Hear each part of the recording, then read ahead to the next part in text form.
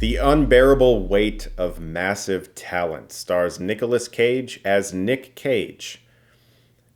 He's an actor. His career isn't going well, and he's invited to a private island for about $1 million by someone named Javi, played by Pedro Pascal. He begrudgingly goes along and soon discovers that Javi is involved in a criminal underworld, and Nick Cage ends up spying for the CIA to try to find out if his ultra super fan is one of the most dangerous criminals in the world. But before we get into the review, I do want to give a big thank you to the sponsor for this video, Noom. Noom is a consumer-led digital health platform. As a leading expert in behavior change, Noom leverages a powerful combination of human coaches, psychology, and science to empower people to take control of their own health. Health doesn't happen at the doctor's office. Health starts with you at home. There's more to living a healthy life than being a healthy weight, and that's why weight management is just the beginning for Noom. When it comes to Noom, what I love the most about it is that it's able to give you advice on leading a healthier life, but it does so in a very humorous way. In the past, when I've tried to enhance my health in any way, usually when I read things, it's kind of scientific and very boring, and Noom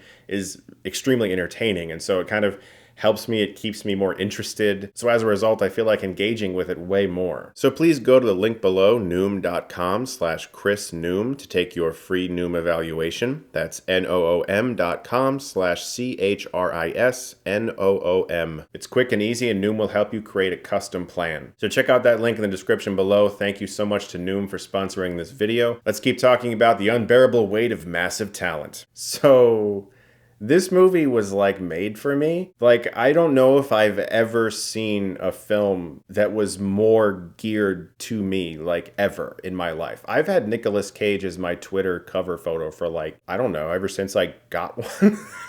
Okay, I'm gonna say this. I don't usually like to, like, claim these types of things. I don't have an all-time favorite movie. You know what I mean? Like, I don't have an all-time favorite director. I just don't. There's just too much. There's just too much in the sea. You know what I mean? It's like Nick Cage says in this movie. He's like, it's impossible to pick a favorite movie. But I can tell you that my favorite actor is Nicolas Cage. It doesn't matter the film's quality, whether it's a great film, a good film, or a not so great film. He always gives 110%, sometimes 150%. He goes for it. And he's endlessly watchable in every single film I have ever seen. And when he is like truly great, he is like one of the greats. He's just a fearless actor, and that's proven again by taking a role that I'm positive made him very uncomfortable, because it's not him, it's an imagined version of him, and details have been changed. It's sort of like the internet's version of Nick Cage that isn't real.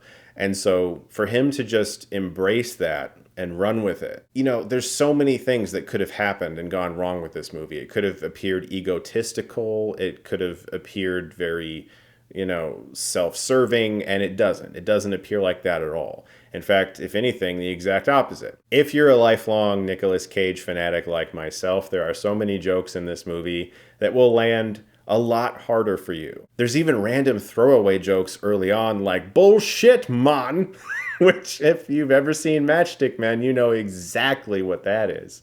Which, by the way, holy shit, Matchstick Men is insanely underrated. It's a Ridley Scott movie with Sam Rockwell, Alison Lohman, and of course Nicolas Cage, and you should see it. It's great. I knew I would like Nick Cage in this movie. I knew I would like a lot of the jokes. What really surprised me was how great Pedro Pascal is. Not that I'm surprised that he's good in the movie, it's just that you sort of walk into this movie excited for Cage, and I was, and he delivered. But Pedro Pascal showed the fuck up. He is so damn good in this film. As a Nicolas Cage superfan, which according to him in interviews wasn't much of a stretch for real life. So that's just so fucking adorable. I love that. I love that this movie exists. It's just so fun. It's like a perfect friend watch movie. Just get your friends together and have a good time. I would say the only things about the movie that didn't always land for me was the CIA stuff. The sequences with the CIA characters, Tiffany Haddish is one of them. It felt kind of like a TV movie all of a sudden. Like there just wasn't as much care given to them.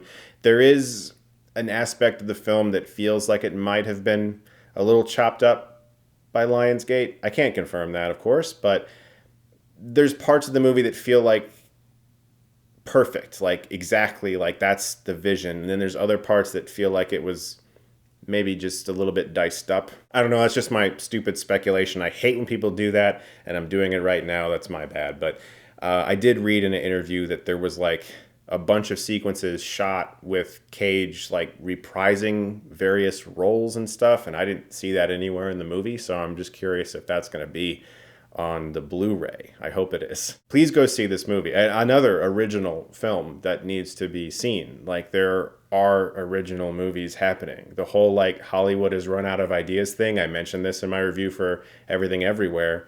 It's kind of bullshit. Like, yeah, you hear the most about Marvel and Star Wars and all that. Maybe just like pay attention more.